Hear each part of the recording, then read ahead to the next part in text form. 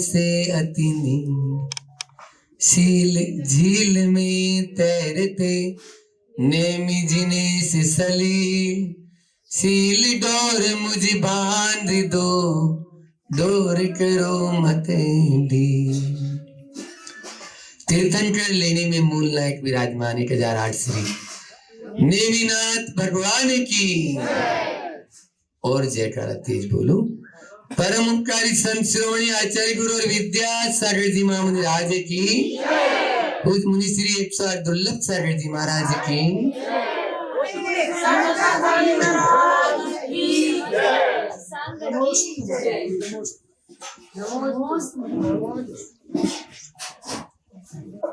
लोग निवेदन कर रहे हैं कि हमारे यहाँ शीतकाल वाचना हो, हमारे यहाँ शीतकाल वाचना हो। सूरत वाले भी आ गए कि शीतकाल का समय है तो वहां पर चल के वहां वाचना करो। लेकिन यहाँ का नजारा तो आपने देख ही लिया होगा कि किस प्रकार से यहाँ साधना और आराधना, जैसे 52 गजा में तो यहाँ पर दोनों ही साथ चल रही है। और मैंने तो सवेरे भी बोला था कि सर्दी के मौसम में तो मूंगफली वाला या गजक वाला आता है तो वो अपने ठेले को चारों तरफ घुमा घुमा के बेचता है। लेकिन समझदार या चतुर वह होता है कि एक जगह अपने ठेले को खड़ा कर ले और एक घंटी हाथ में ले ले और उसको बजाता रहे। तो आसपास के जो भी लोग हैं जिनको मूंगफली खाना है या गजक खानी है वो तीर्थंकर लेनी में अपना आप ही आ जाएंगे इस मौसम में। तो ये ऐसा ही यहाँ पर भी नजारा है, यह साधना भी हो रही है और आराधना भी अच्छी चल रही है।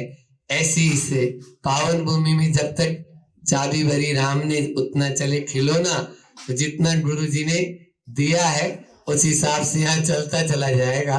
आज से हम सोच रहे हैं कि श्रावकाचार के कुछ बिंदु आप लोगों को दिए जाएं, क्योंकि वर्तमान में यह एक ऐसी परिस्थिति हो चुकी है कि आज कोई साधु भी आपके घर में आता है तो एक व्यवस्था बनानी पड़ती है। पहले तो हर घर में चौका ही रहता था, लेकिन अब ऐसा नहीं। फिर भी जो वृत्ति, जैसे अभी सूरत वाली बहन बोल रही 7 प्रतिमा या नंदुरबार वाले बैठे हैं, तो प्रतिमाधारी होने के बाद तो कोई बात ही नहीं है। और प्रतिमा ले लेता है तो अपना आप ही शुद्ध भोजन करना और शुद्ध भोजन कराना, और प्रतिदिन उसको आहार दान आदि का लाभ भी मिलता है। आचार्य समंत भद्र स्वामी रत्नकंड श्रावकाचार में जो 12 व्रतों का बहुत ही साइंटिफिक वैज्ञानिक तरीके से उन्होंने विश्लेषण किया है, पठनीय है और हर कोई उसको अपना सकता है। आप ये तो सोचो, जब एक तिर्यंच प्राणी भी जब प्रतिमाधारी या श्रावक या पंचम गुण स्थान वृत्ति हो सकता है, आप उससे गए भी थे तो नहीं? बोलो जयपुर वालों, पंचम गुण स्थान वृत्ति होता है नहीं होता? पहले तो त्रियंच होता है। जब होता है तो क्या हम उससे गए बीते हैं क्या? पता नहीं है। ये तो बहुत बड़ी समस्या है। एक आदमी बहुत तेजी से दौड़ा चला जा रहा था, बोला भैया कहाँ जा रहे हो? पता नहीं। उसने पलट के दूसरा प्रश्न किया, बोले कहाँ से आ रहे हो? बोले पता नहीं। कहाँ जा रहे हो पता नहीं और कहाँ से आ रहे हो पता नहीं, तो बोले तुम हो कौन? पता उसने जवाब क्या दिया? उसने ये जवाब दिया, पता नहीं। जो एक ही जवाब आपने बोला जो अभी। हाँ, कहाँ से आया कहाँ है जाना, ढूंढ ले ठिकाना रे बंदे, ढूंढ ले ठिकाना। विद्यासागर का मैं हूँ दीवाना, मिल गया ठिकाना मुझे, मिल गया ठिकाना। अब और कोई ठिकाने की जरूरत ही नहीं है। जब उनके चरणों में अपन ने सर्वस्व न्योछावर कर दिया, तो आचार्य समंत भद्र स्वामी वहां श्रावक के 12 व्रत, जिसमें 5 अणुव्रत, 3 गुणव्रत और 4 शिक्षा व्रत होते हैं। उन 4 शिक्षा व्रतों में एक शिक्षा व्रत है वैया व्रत, है ना? वैया व्रत वहां पर सामायिक प्रोसोदोपवास, अतिथि समिभार और भैया व्रत, इस प्रकार से यह देशावकाशित करके उन्होंने अतिथि समिभार को न लेके, लेकिन आचार्य उमा स्वामी महाराज ने अतिथि समिभार को लिया। तो भैया व्रती में उन्होंने एक कारिका दी कि दानम वैया व्रत्यम धर्माय तपोधनाय गुण निधिये, जो धर्म में लगे हैं, तपस्वी हैं, जो आगे चल रहे हैं, मोक्ष मार्ग में खुद बढ़ रहे हैं, दूसरों को बढ़ा रहे हैं, उनके लिए 4 प्रकार का दान देना भैया व्रती कहलाती है। फिर उसमें दान में जो मैं बात जहां पहुंचना चाहता हूं वहां ले जा रहा हूं यहां से, कि दान में भी हम किस प्रकार से जो दान देते हैं उसकी परिभाषा लक्षण वहां बताया कि 9 पुण्य प्रतिपत्ति सप्तगुण समाहितेन शुद्धेन अपसु नारंबाणा मार्याणाम इष्यते दानम। दान किसको दे? आर्याणाम इष्यते दानम, अच्छे सभ्य लोग हो तो दान किसको दें? अब सूनारंबाणाम, जो सूना से रहित हो, ये मूल बात है। गृहस्थ के पास में यदि सूना नहीं तो वो सूना सूना मतलब 2 कौड़ी का है, और साधु के पास यदि कोई भी सूना है तो वो भी सूना सूना है, यानी वो 2 कौड़ी का है। एक भी सूना तो महाराज जी ये सूना क्या होते हैं? तो पंच सूना होते हैं, ठीक है ना। इसके पहले 9 पुण्य प्रतिपत्ति और सप्तगुण समाहितेन, ये तो सप्तगुण तो कल बताए थे मैंने विवेक के ऊपर जब चर्चा की थी। और 9 पुण्य भी आप जानते हो, 9दा भक्ति पूर्वक आप जो आहार देते हो वही कि पड़ग्रहण प्रतिग्रहण, जो पड़ग्रहण किया, फिर उसके बाद में उच्चासन। ये उच्चासन एक आदमी बोलता है चौके में और बाकी लोग। अब 9 प्रश्न यदि आए रमेश जी और एक प्रश्न ही हल नहीं करो तो क्या उसमें आपको नंबर मिलेगा? बोलो। आप माल तो पूरा चाहते हो और उत्तर लिखना नहीं चाहते हो तो कैसे होगा? तो इसलिए सबको उच्चासन हम तो बुलवाते हैं, तब तक बैठते ही नहीं है। आप लोगों को थोड़ा अटपटा लगता होगा कि महाराज को देखो कैसे नहीं बुलवाने की लगती है, बुलवाएंगे। उसका एक प्रश्न का मुझे उत्तर तो भैया उसको मिल जाए, कम से कम उसको नंबर तो दे देंगे वो। नहीं तो ये बहुत टफ पेपर है, आहार चर्या वाला बहुत टफ पेपर। आचार्य श्री जी बार बार कहते हैं ये ऐसा, इसमें साधु को और श्रावक को दोनों को ही नंबर माइनस मार्किंग चलती रहती है। वो तो जाएगा ही, क्यों नहीं जाएगा?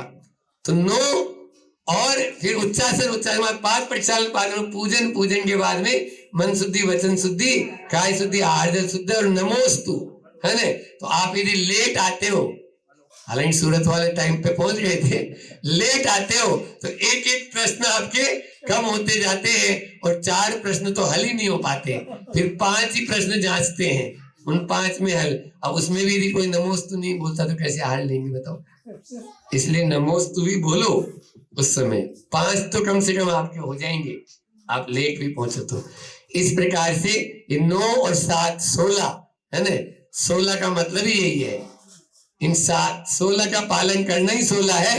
हाँ, वो 16 नहीं कि 16 पिक्चर वाला है तो 16 बन जाओ, और या बिल्कुल आग हो जाते हैं थोड़े से में, वो 16 अपन को नहीं बनना है। यहाँ पर सूना की बात हो रही है तो वहीं पर रत्नचंद्र श्रावकाचार्य में प्रभाचंद्र जी की जो टीका है उसमें एक कारिका आती है, खंडनी पेशणी चुल्ली उद कुंभ प्रमार्जनी पंच सुनाग्रस्तस्य तेन मोक्ष न गच्छति। मोक्ष न गच्छति यहां तक बोल दिया।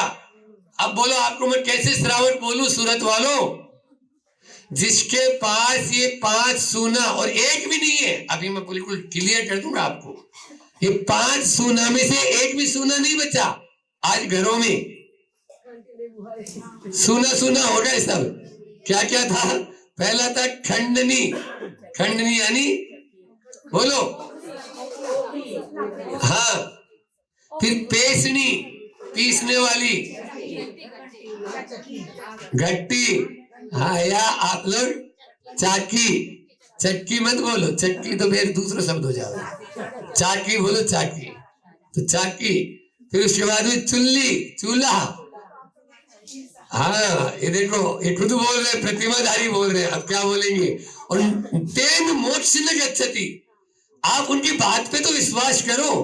हम स्वाध्याय करते हैं तो स्वाध्याय में तेन, वो लोग मोक्ष न गच्छति, मतलब वो तो जाएंगे ही नहीं, और जो जाने वाले हैं उनको भी डुबोएंगे। क्यों?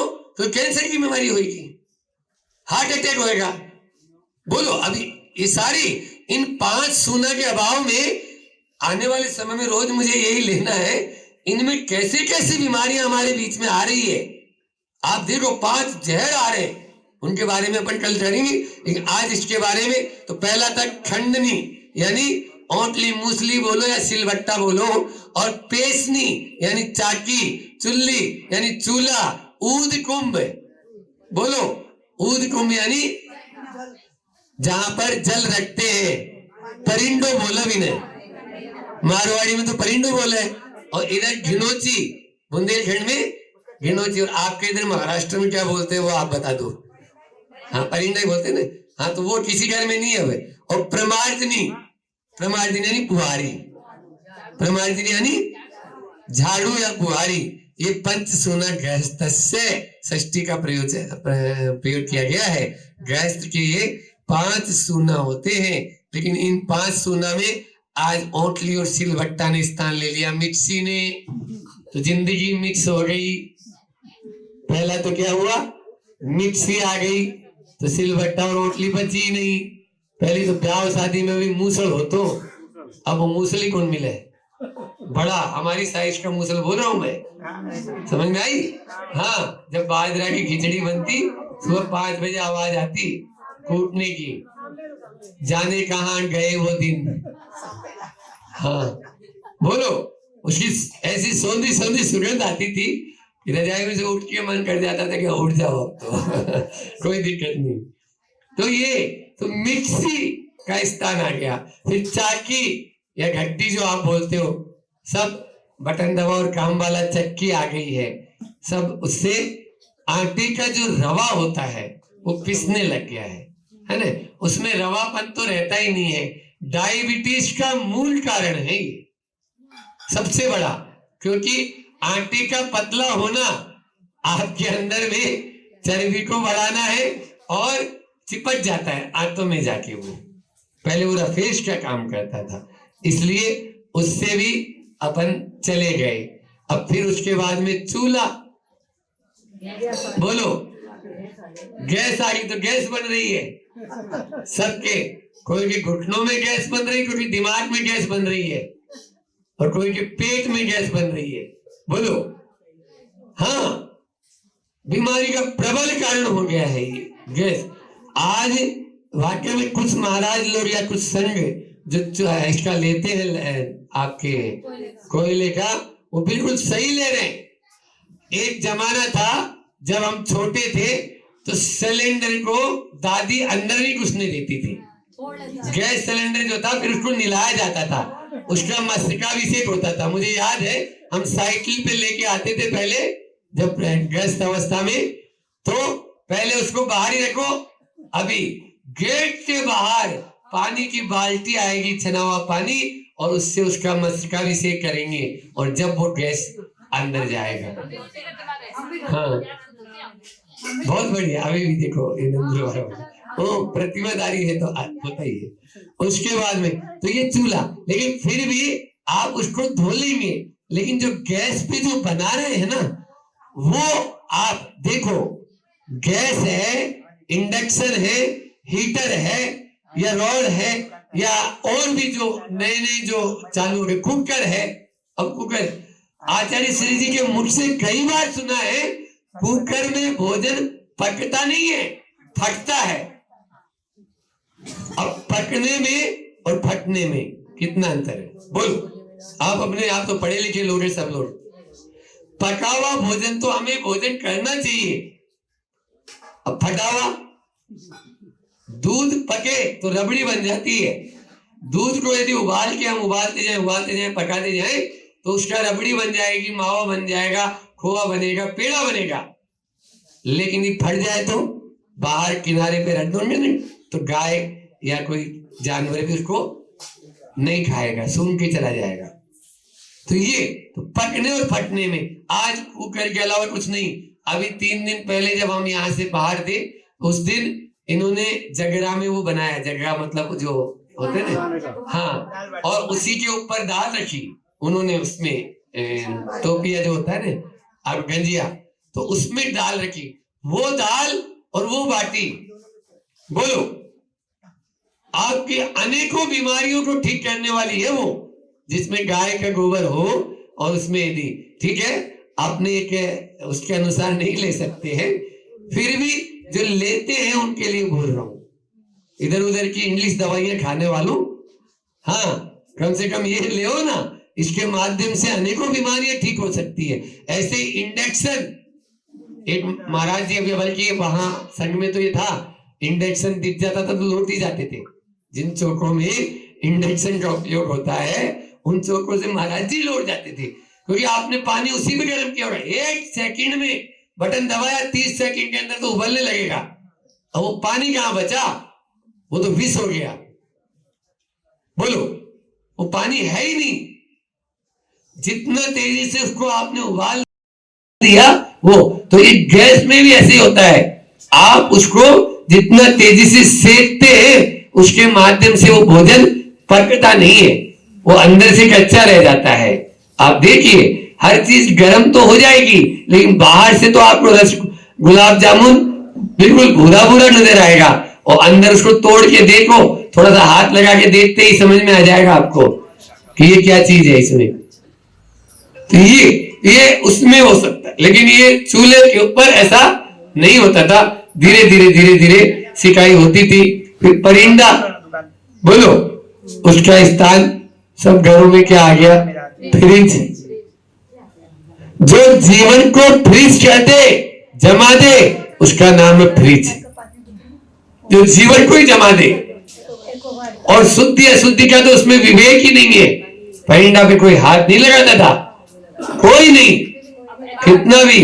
महिलाएं भी अपने पूर्ण वस्त्र शुद्धि के होते थे, तब महिलाएं करती थी। 16 सूतक में उसका परिवर्तन होता था बर्तनों का, कोई नहीं, सब की सब पूरे कुलाचार को ही सत्यानाश कर दिया है। आप देखो ना कहां है आप। और ये बताओ, जब धार्मिक व्यक्ति नहीं रहेगा तो धर्म विद्यमान रहेगा क्या? न धर्मो धार्मिके बिना, उसी रत्नचार में कहा है। आपके अंदर में धार्मिकता ही नहीं बचेगी तो धर्म कहां से बचेगा? भले ही हम स्वाध्याय 2 घंटे की जगह 1 घंटा कर ले, आधा घंटा कर ले, लेकिन ये पहले है जीवारी डाल के पानी छानना आपको, यानी जो है परिंदे का उपयोग करना, बुहारी आप दिन भर आप मान लीजिए 2 या 3 बार जो भी साफ सफाई रखना, ये आपका कर्तव्य है। इस कर्तव्य से आज विमुख होते चले जा रहे हैं और इसी कारण से अनेक बीमारियां अपने भीतर घर करती चली जा रही है। तो इसलिए फ्रिज में, अब उस फ्रिज में नॉन वेज तक रखा हुआ है।